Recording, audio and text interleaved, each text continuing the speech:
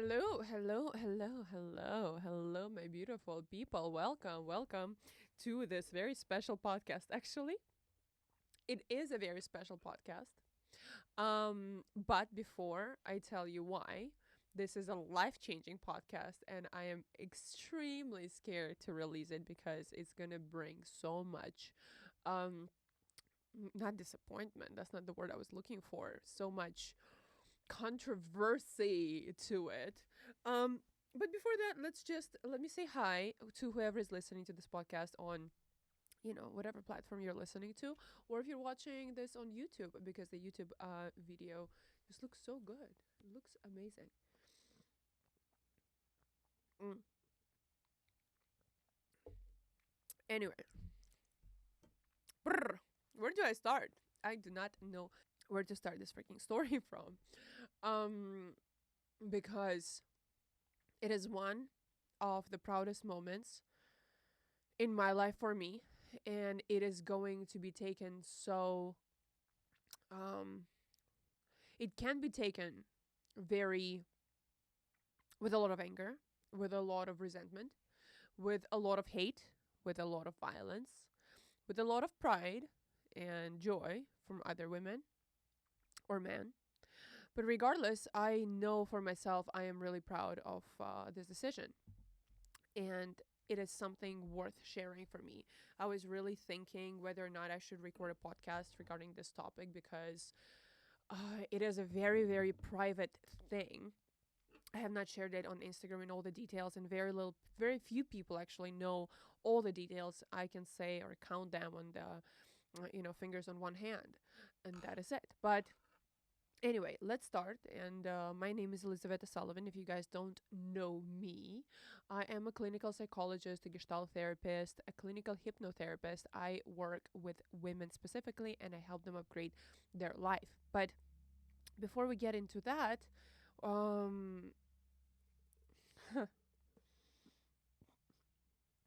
it's funny because I don't even know how to start this freaking conversation. I'm on a juice cleanse, guys. Today is day 5 out of 5.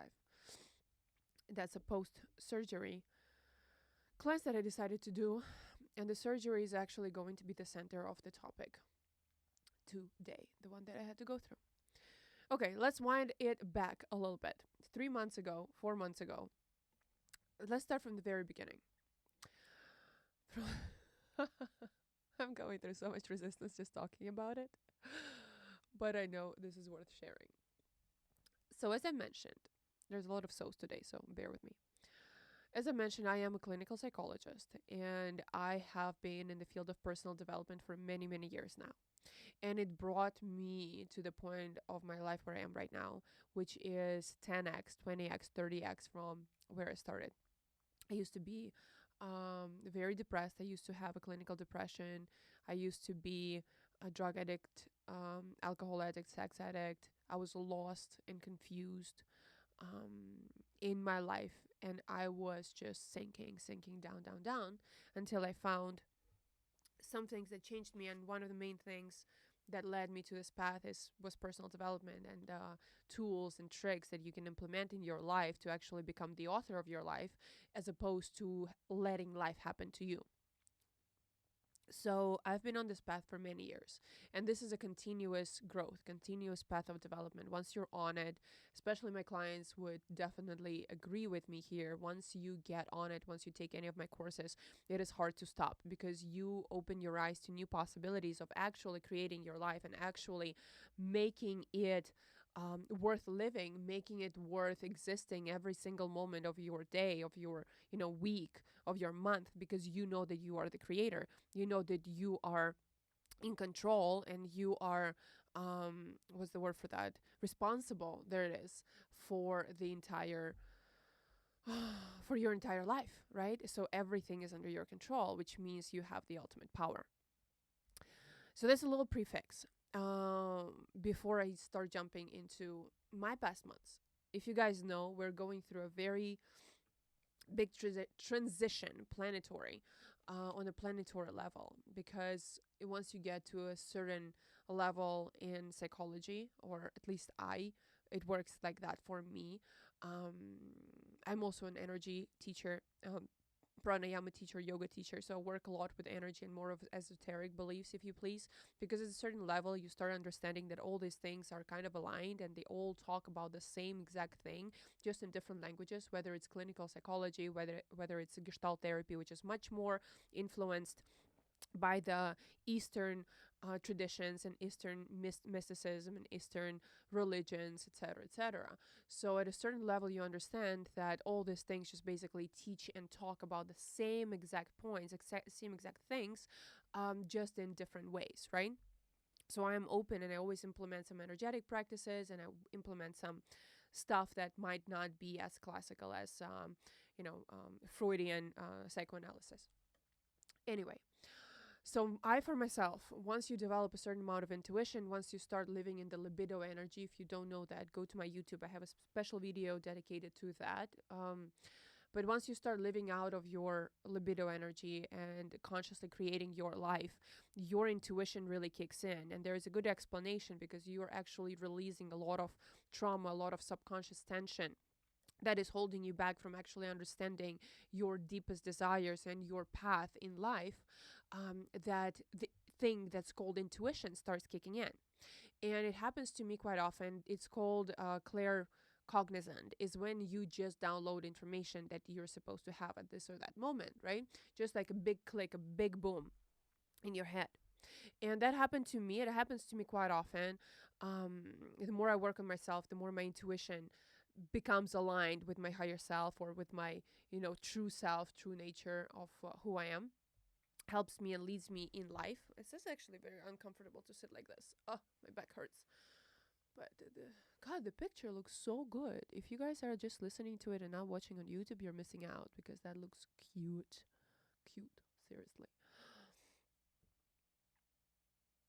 So the intuition starts kicking in, right? And I've had that. Maybe I will share my story once about Shaolin, and how that led me to being very sexually open, which is a very interesting story. I'm still waiting for it to unfold in my life. I'm really interested in what it's going to turn into.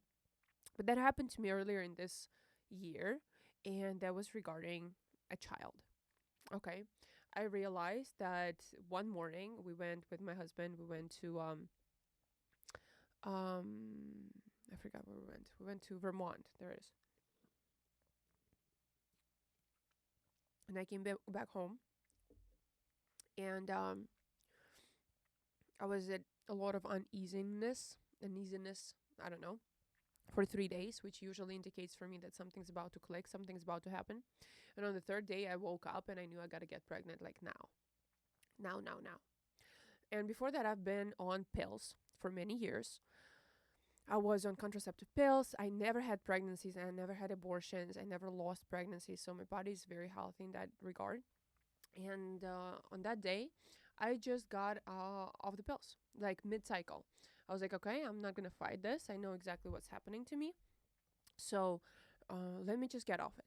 So I got off the pills and I started pursuing getting a child, right? Having a child, having a baby. I spoke to two people in that particular time. One of them was an astrologist, and I usually do take like different consultation with different people, just to check where I am and what information can I take from them at that moment in my life and that point in my life. And both of them aligned with what they told me as well, because the astrologist said, she said, these years you're coming into like these years when you're gonna be like your uterus years, something like that is called. I don't know. My fellow astrologist, helped me out. I don't know what it's called. So something like uterus years, whatever, motherly years in your chart. And then the other person was an energy reader, right? Like a channeler. And she was like, yeah, I can see, you're getting pregnant and there are two boys waiting for you. And I always felt two boys. Like, I know that I'm going to be a mother of two boys, two baby boys. I even have names, guys. Oh my God, the names that I have for that are amazing. Like, I'm not sharing that because I have a whole little list of boys' names that I wrote down for myself because I'm like, this is what I want to call my children, my boys. So I always knew that and I always felt that. I always felt the energies of having a boy around me, right? I always associated myself with being a mother of a boy child. So that wasn't even a question for me. Like, I knew that this is what is going to happen in my life. Like, I knew that. And 2 months gone by since I stopped taking the pills, and I was doing a lot of different things, which I'm going to share maybe in a different video whenever I'm ready to actually talk about how to get pregnant for women, because I got pregnant in 2 months, which is ridiculously fast. It's really, really fast, especially for somebody who's been on pills for over 5 years. All the doctors are shocked. Everybody's shocked about that. And the funny thing, well, I'm going to share that later in the story. But yeah, I got pregnant really fast. Like, boom, I'm pregnant. And I'm like, okay, cool. Maybe I will do another project, another program for my clients, how to get pregnant on conception. Because I learned a lot of tools and tricks and tips, just how I like it. And just how I, create my life consciously. Sorry. On how to do it, and how to switch your internal mechanisms and your programs and subconscious tools and some physical tricks that really helped me do that very, very fast. So here I am, I'm pregnant, my first month, my second month, and we go to Ireland. And over there I'm like 6 weeks in, like 6 or 7 weeks in, and I'm not feeling much. I got really depressed at that moment, like really, just a little sad. And then one thought kicked me on my birthday, um, that triggered a whole lot of things post that thought. And the thought was, what if it's a girl? What if I am bearing a girl right now? And the way it affected me was that I couldn't stop getting into a hysterical state on my birthday, which is July 18th, if somebody wants to get me a gift. So July 18th, I am in tears. I'm hating life. I'm hating my husband. I'm hating myself. Just because the thought that what if it's a girl, I allowed that into my head. And that kind of started like a very dark path for me as well. I was trying to deal with that, but like in that moment, I was like, well, maybe, I don't know yet. I'm gonna wait till, I can get the sex of the baby. And I kind of just stopped feeling pregnancy at that moment. Like I just stopped. I was still pregnant. I was still bearing the thought in my head, knowing that I am going to be the mother of a child, male, of a boy. I'm going to be the mother of a boy. I'm going to be me, Elizabeth, in my life. I'm having 2 children, 2 boys. At that time, I didn't have anything in terms of nausea. I was still doing gymnastics. I was still in a great shape. Was getting back into the good shape. And a lot of things started happening to me after my birthday. Like I got pulled into some projects, into this direction that I did not expect before. Some news started happening to me. We went to Montreal.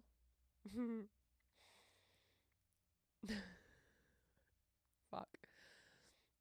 I don't know if I can share that, but met some people over there. Some nice people. I really don't know if I can share that on this podcast. Maybe on the next podcast where I'm going to talk about sexuality, I will share this. But I was having good time.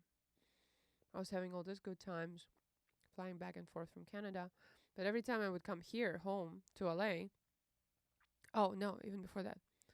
Before that, I got my car. I got a nice business deal. I made a lot of money. Good money. I went to buy a car, and the moment I'm going to buy a car, I'm literally outside of my apartment getting into the elevator, and there is a phone call, and I pick it up, and that's the doctors calling from the office telling me, "Hey, we know the sex of your child." I'm literally gonna start crying just saying this. And they're like, "Hey, we know the sex of your child." And I'm like, "Okay." And then the lady says, "Fuck." The lady says it's a girl. And I am like almost falling down. And I have cash in my hands. I was on the way to go and buy out, purchase an almost $250,000 car, just cash. My new G Wagon, my new baby. And so I'm over there and I'm shaking. I am in shock. I go on, I go and buy the car. I come back to my husband and I'm in tears.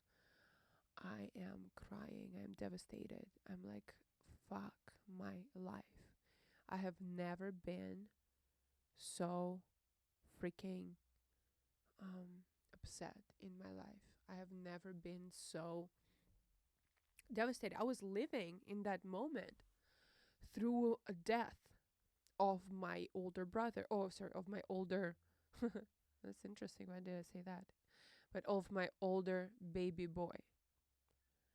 Like I knew would have like an older child, a boy, baby. And in that moment, I knew I had to bury that thought because there's no way it could happen.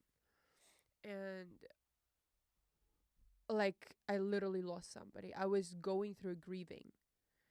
I started grieving hard.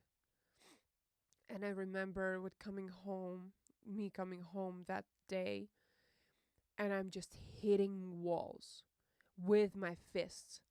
I'm in so much pain, emotional pain, not physical pain. Again, up to that point, I am not feeling pregnancy at all. Like, I do not feel anything going on. No changes. Um, I'm hitting walls with my fist. I'm laying in the bath. I'm trying every single technique that I know of regarding calming down.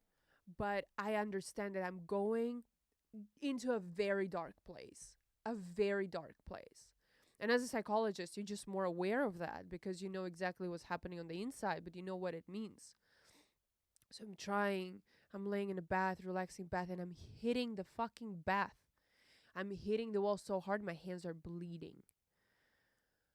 I am just hating myself, just hating. I'm like, fuck, what the fuck?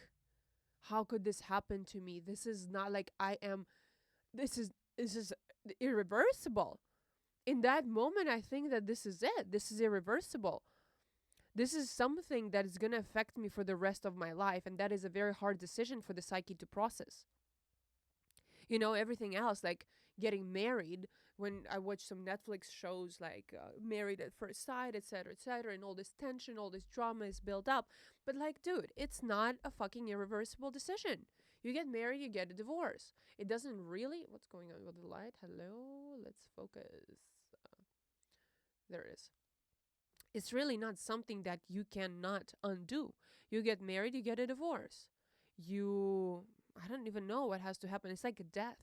Death is the only irreversible thing. And that's what I was going through. The death. So I was like, okay, maybe. I met with my friend. I texted my friends the next day, my girlfriends. I could not look at my husband at that moment. I could not. I was overwhelmed with so much hatred and anxiety and tension and just fucking, how could you do this to me? Blame. That's what I was going through. All this blame. And that's kind of normal. Like a lot of women go through blaming their husbands when they get married for, having to deal with whatever pregnancy is bringing for you. But for me, it was like he killed somebody. He killed somebody in my life.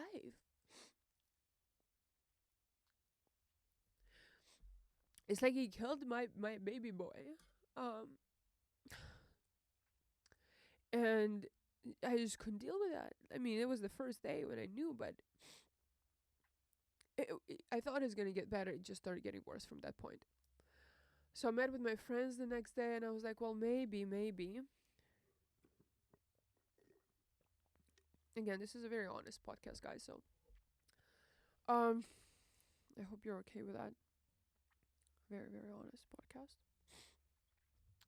Maybe it's gonna help somebody who's listening to it. I texted my girlfriends the next day, and I remember meeting with them. One of my friends said, she was like, well, you don't have to bury your older child. You can always adopt one who's older. I'm like, yeah, but that's like, I know, like, not, that's an option. Like, that's amazing. Women actually have very um, s- issue solving mindset, which is great. Deserves another podcast about the feminine energy that we're stepping into as a planet. Um, and I was like, yeah, sure, that's an option. That's a great option I haven't thought about. And I'm talking to other people, and I just understand that like nobody's really getting what I'm going through, because it is really traumatic for me, and I don't expect anybody to understand what I was going through. I did not for a single moment.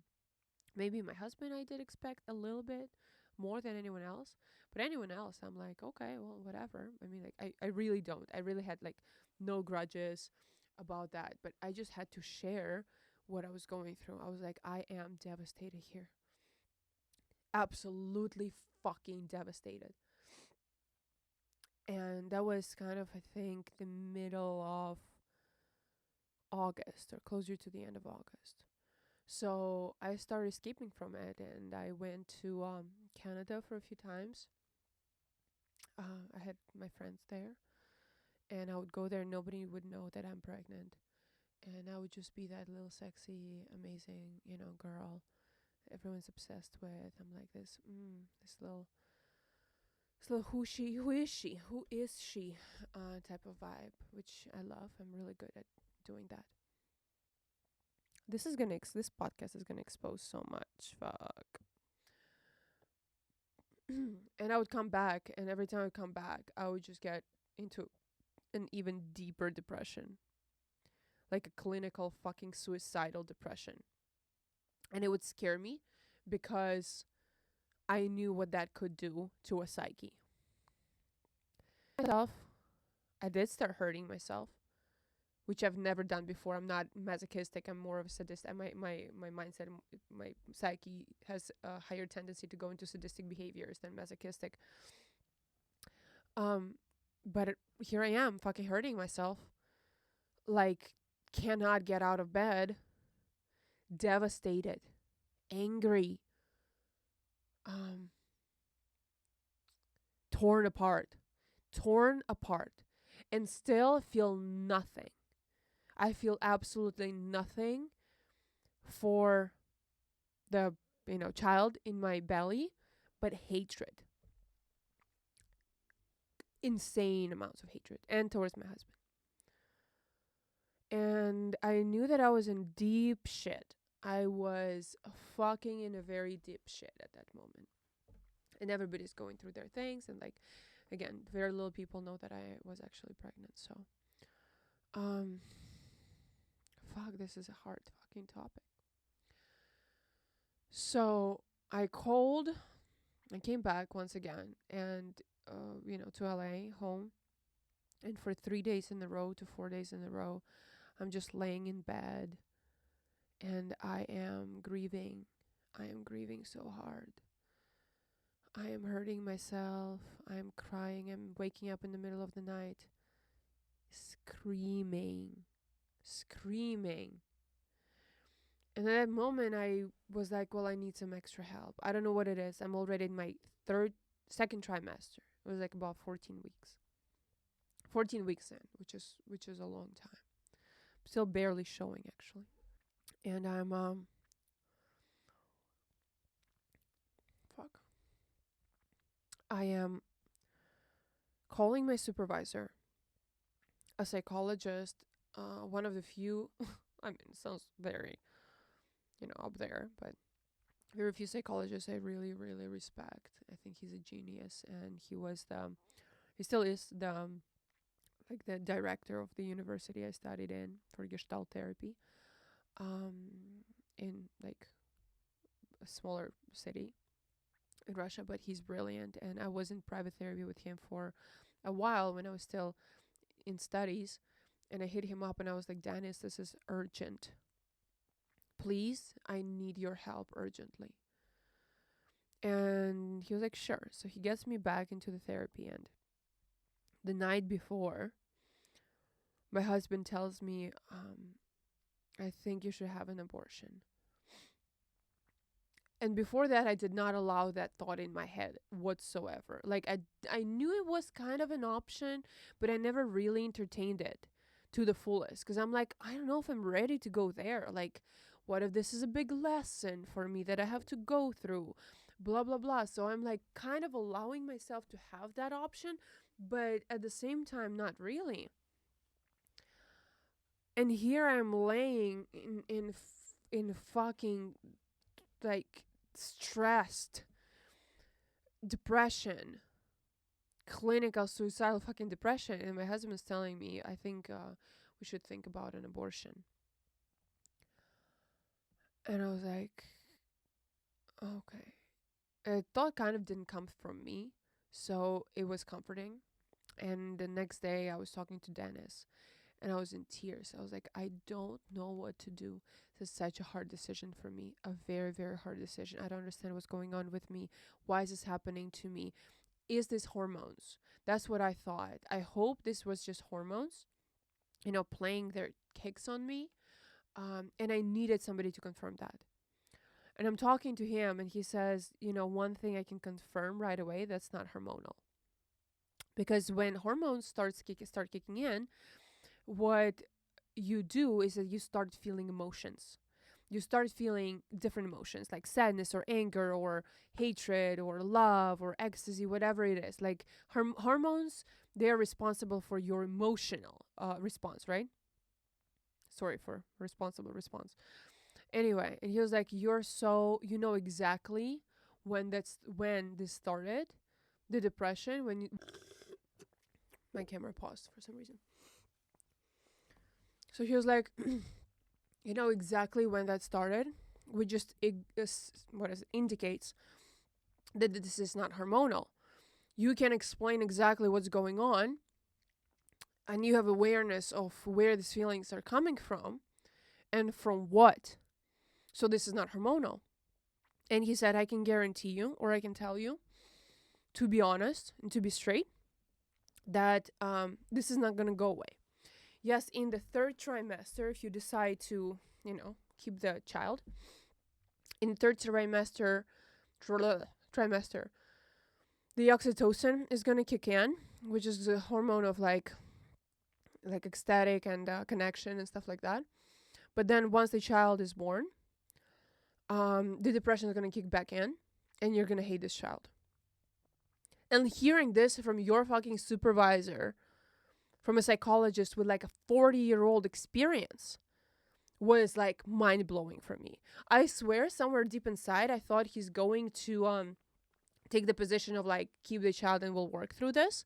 But he was really pushing towards the other choice, towards abortion. Not really pushing, but kind of like pedaling towards that place. I don't know. Which was surprising for me. Very surprising. But I know that he's bluntly honest. And I know that I can trust him. At least in regards of how the mind works and structure the psyche and all this stuff. So I'm in shock. I'm crying. I'm like, this is so fucking hard. And then he said a phrase, something like, oh, it's interesting, that really like resonates with my life right now. And I was like, oh, how so? Tell me. I haven't spoken to you in like 2 years. That's how long we haven't talked. And he tells me the story that was one of the pivotal points of my decision moving forward. And he was like, today is 40 days since the passing of my wife. And I'm like, what? Like my eyes were just wide open. Did not expect this. Like I don't even remember he was wearing black, but there was like this painting like weirdly put in the frame. And I was thinking about what that was about. But I'm like, what? He was like, yeah, today is 40 days since my wife died. And I knew he had a second wife, like a younger woman in her 30s, mid 30s and stuff, and they have a child. And he was like, yeah, well, he was like, they told me his story that they wanted to have a child as well, but there were some complications and some feelings or insights or intuition, if you please, that this is not right, something's not right. And it played out. It played out in a way that she started having some medical complications mid pregnancy, and they had to take the baby out at 5 months. And because they had to take the baby out urgently, it hurt his brain, and he became disabled in some way.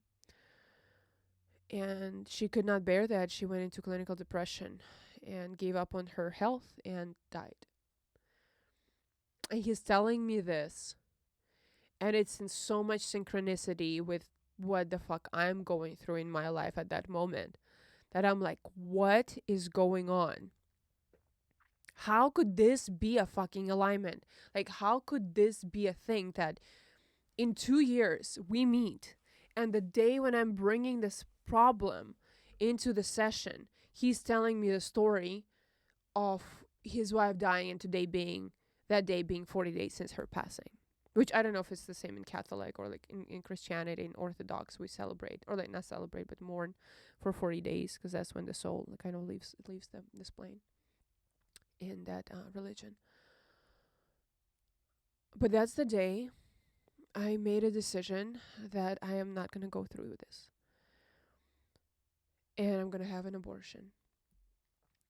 And to tell you that was an easy decision would be me lying. That was not easy. But what happened is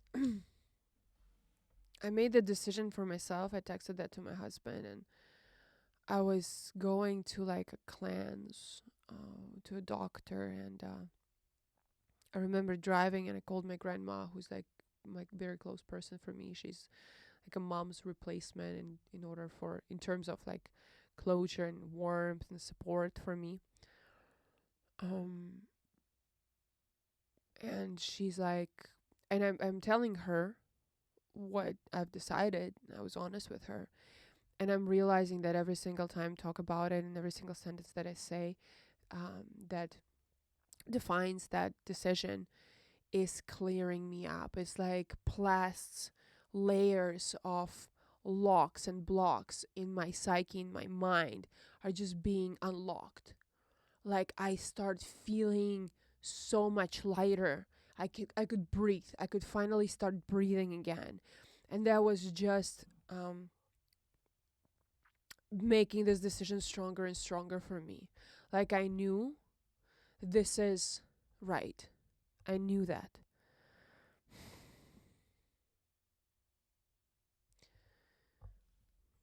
And I started looking for, a clinic, which is funny because it's not so easy to apparently find an abortion clinic in LA, because some of them are, booked out. And I asked my friend who went through this one time. So she referred me to a doctor. And that was really ironic because when I was trying to get pregnant, this is the doctor I went to before I got my insurance. So the whole cycle really closed on each other. And he asked me how many weeks I'm in, and he was like, I told him how many weeks it was. He was like, yeah, I'm not sure I'm going to do it, but I'm going to try, because it was like, I was like, I think I'm like at 14 weeks or something. So I'm just starting my second trimester. So I come for an appointment on Thursday, and that I made a decision on Monday, and the first procedure was on Thursday. And these 2-3 days in between were the hardest for me, but I knew it was the right choice. Like every single day I could breathe easier and easier. I could breathe finally. I knew that something is very right with what I'm doing. I did not doubt myself for a moment. And I come to the to the doctors, and he looks at me and he says, well, it's 15 and a half weeks. I'm not sure I can do it. Great. Another fucking day of tears, screaming and crying. And I leave the office like I cannot fucking. Guys, it's so hard for me to record this. I'm literally like sweating right now. Oh. Anyway, I am at the doctor. He's like, I can't do it because this is a serious procedure. This is an actual medical surgical abortion, like a 3 day procedure, 2 3 day procedure, and I could die there because something might go wrong. This is like a hard operation, hard surgery. And he's like, I don't know if I can do it. I'm not sure I can do it. So I'm screaming, I'm crying, I'm trying to call all other clinics, and they have fucking the only appointments were in 2 weeks from then, which is like you can't do that. Every day counted at that moment. And I come home and I'm crying, I'm screaming, and my husband, like at everyone. The doctor calls me back and he's like, I'll take you. I'm confident with my skills. I've been an OBGYN for many years before I switched the field. And I'm going to take you, but it might be 3 days. It's going to be more expensive. Whole procedure cost was about $3,000. So I get there. And the first day, they did one procedure. I'm not going to go into details, guys, here, if that's okay. And then on Friday, I had an actual surgery, which was scary. But I was more scared for myself dying right there because I did not research. I could not look at what the procedure is going to be like. I could not look at like the actual details. My husband was like telling me what's going to happen. Like, okay. But you're laying in this office and this like not renovated, older type of office with older equipment. I'm used to Cedars-Sinai, which is the best hospital in LA, but you're over there, and I'm like, well, if women could do this, in war, like people survived wars, I should be okay. That's what I was telling to myself as they were trying to put anesthesia in me, which didn't work. None of the anesthesias they were trying to put in me worked because I have a high tolerance for anesthesia, very high. And they're injecting me with 1 syringe, 2, 3, and I'm like, I feel everything. That's what I was telling them. I was like, I'm feeling everything. I'm completely conscious and aware. And they're like, well, we have to start the procedure. So I'm over there screaming on the fucking table, screaming my lungs out. My husband's waiting for me outside. And I was like, fuck. What the fuck is going on? But it all ended, and I expected it to hurt when it ended, which it didn't. Did not hurt. I will be honest with you. I felt relieved. I felt happy. I was like laying down, and they were pulling the chair up. I was like, well, when it's gonna start hurting? And it didn't. So the worst part was behind me, because then we get to the car and the drugs kick in finally. So I'm over there just like drinking my frappuccino, singing songs. I'm like, whoa, I feel so hot, baby, right now. Damn. And then coming home, and that night, for some reason, a person texted me that I haven't spoken to in like 5 years. The guy that I used to hang out with, never slept, just like a friend. He was like, hey, Moscow, that's how I was known before. Do you want to go see Rammstein? I'm like, what? Where did you come from? He was like, yeah, I have like backstage passes and stuff. And I'm like, well, I just had an abortion. He was like, congratulations. I'm like, sure. And that night, I just kind of felt how I was feeling. If something was wrong, like if something felt like I didn't even have any painkillers ever since. I went to see Rammstein. That night, on Friday morning, I had an abortion. That night, I went to see Rammstein. And my husband is texting me. He was like, this is the most rock and roll thing anyone has ever done. Getting an abortion in the morning and going to see Rammstein with Till in the evening. Till is the lead singer. I was like, yeah, it is. But I felt happy. And most importantly, I felt fucking proud of myself. Extremely fucking proud. And ever since that day, which was last week, I don't know when I'm going to post it. I don't know when I'm going to be ready to post it, because I'm kind of opening up a lot of things which I didn't before. Like, nobody on the social media knew that I was pregnant.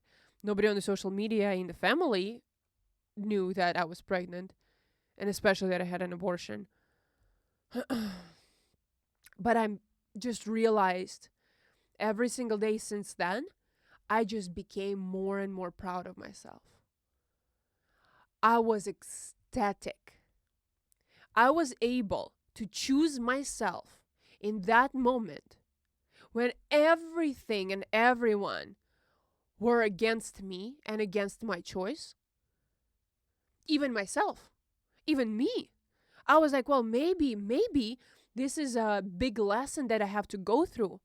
But if you think about it, this mindset is a choice to suffer.